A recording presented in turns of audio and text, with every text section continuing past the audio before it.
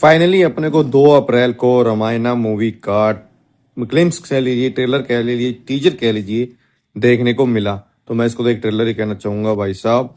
बचपन के अंदर ना DD1 पर हम रामायण देखा करते थे भाई साहब। उसका जो फील आता था ना, ऐसा लगता था कि भाई साहब साक्षात सामने ही बैठे हैं, ठीक है, भगवान श्री राम, और हम उसको मतलब देख रहे हैं।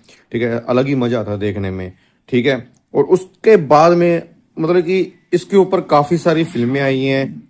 ठीक है, बहुत से इसके सीरियल भी आए हैं, लेकिन जो अब जो फील आया ना, सेम बचपन वाला फील हमें अब देखने को मिला।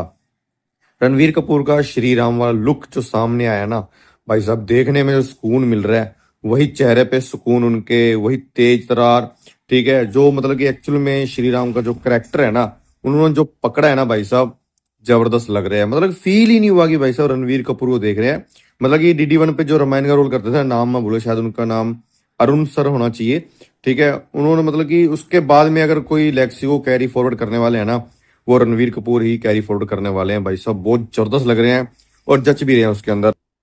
मूवी मतलब कि ग्लोबल लेवल पे ये बन चुकी है, और इसमें 90% ये हॉलीवुड मूवी के लेवल पे बनाई गई है। 10% इसलिए कह रहा हूँ कि इसमें सर जितनी भी स्टार कास्ट है ना, वो बॉलीवुड की ही है, जिसमें अपने को रणवीर कपूर, रवि दुबे, ठीक है, साई पल्लवी, हनुमान के रोल में अपने को सनी देओल देखने को मिलने वाला है, यश रावण के रोल में होने वाले हैं, और भी काफी सारे इसमें स्टार कास्ट होने वाली है। वो धीरे धीरे इसके भी और भी अपने को टीजर ट्रेलर देखने को मिलने वाले हैं। और सबसे बढ़िया चीज मतलब कि इसके अंदर जो म्यूजिक, जो हॉलीवुड बंदा है ना, ठीक है, जिन्हें आई थिंक ड्यून के अंदर भी म्यूजिक दिया हुआ है, और भी काफी फिल्मों में दे चुके हैं, मुझे नाम नहीं याद रहा उनका।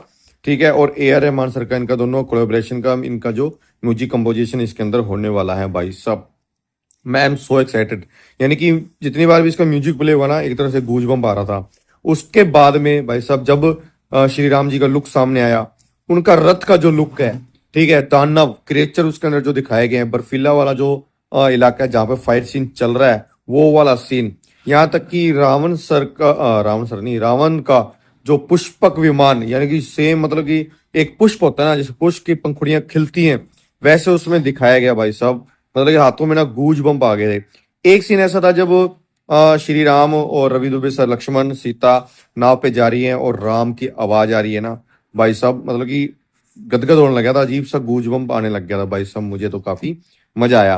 बाकी मूवी आएगी तब इसके बारे में अपने और अच्छे से बात कर सकते हैं। और आपको मालूम है ये मूवी है ना, इसका जो पहला पार्ट है दिवाली 2026 पे आने वाला है, और दूसरा पार्ट अपने को दिवाली 2027 पर देखने को मिलने वाला है, जिनकी दोनों पार्ट की शूटिंग एक साथ ही की जा रही है, और लगभग लगभग सा काम हो चुका है।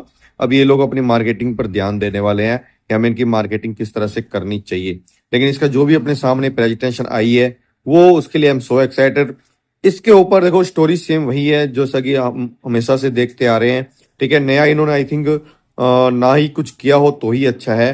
ठीक है, ये एक्स्ट्रा कुछ इसमें ना जोड़ा हो, अगर कोई जोड़ भी दिया हो तो वो कनेक्ट होना चाहिए, या कन्वीनियंस लगना चाहिए। आई होप जो आदि पुरुष का जो हाल हुआ था, जो दिमाग में जो सदमा लगा था ना, अब हम उससे निकल सकते हैं इस मूवी को देखने के बाद। ठीक है, और बिल्कुल ये मजाक नहीं कर रहे हैं। इनके जो विजुअल देखे भाई साहब, इफेक्ट, CGI, मतलब एक एक सीन भाई साहब मजा आ गया देख के। और 2 सीन तो ऐसे थे कि देखो मुझे ना गेम्स ऑफ थ्रोन की याद आ चुकी थी। ठीक है, लेकिन कोई बात नहीं, चल जाता है इतना तो। अगर जिन लोगों ने देखी होगी वो ही नोटिस कर सकते हैं, जिन लोगों ने नहीं देखा हुआ है वो उनको इतना ध्यान में नहीं आने वाला है। तो अब इसमें देखो बहुत सी चीज अपने को देखने को मिलने वाली है। अगर आपने एक चीज नोटिस करी हो, रावण का जो पुष्पक विमान है उस पर मतलब कि डिटेलिंग में जाओगे ना, स्लो मोशन में देखोगे, तो आपको श्री राम उसमें दिखने वाले हैं। ठीक है, और वो कैसे है कैसे नहीं है, वो तो मूवी आएगी तब इसके बारे में पता चलेगा। ओवरऑल भाई साहब ये मूवी देखने ना जब आएगी ना, ये फटेगी जरूर, और एक इतिहास बना के जाएगी, और जितने भी रिकॉर्ड है भाई साहब सब टूटने वाले हैं। ठीक है, क्योंकि एक तरह से ये हॉलीवुड लेवल की मूवी बन चुकी है, और ग्लोबल भी है साथ में। अब देखते हैं कि आगे क्या होता है, अभी काफी टाइम बाकी है दिवाली आने में। देखते हैं कि इसके और क्या अपडेट देखने को मिलते हैं। लेकिन एक चीज ये कहना चाहूंगा, जब इनका पहले इनका तैयारी थी कि श्री रामनवमी वाले दिन इसका ग्लिम्स लाया जाए, तो उस टाइम नहीं आ पाई। लेकिन ये हनुमान जयंती पर इसको लॉन्च किया गया, तो उस टाइम अगर थोड़ा सा भी है ना, मतलब कि सोनिक स्टाइल में हनुमान जी का एक सीन देखने को मिल जाता ना भाई साहब, मजा आया था, गूज बम और बढ़ जाते मतलब। ठीक है, बाकी देखते हैं आगे और क्या अपने को देखने को मिलता है। हो सकता है कि अपने धीरे धीरे सरप्राइज निकालेंगे और देखने में और मजा आएगा, ताकि उसकी हाइप और ज्यादा जनरेट हो। ऑलरेडी इसकी हाइप काफी ज्यादा बन चुकी है और आपको मालूम है ऑडियंस दो भागों में बट जाती है, पॉजिटिव और नेगेटिव के अंदर, जो कि हमेशा से होता ही आ रहा है। ठीक है, बाकी देखते हैं आगे क्या होता है। अगर आपने इसका टीजर ट्रेलर नहीं देखा है तो भाई साहब देखो और बताओ कमेंट करके आपको कैसा लगा। बाकी और भी अपडेट के लिए चैनल को सब्सक्राइब कर लेना। मिलेंगे आपको अगले वीडियो में।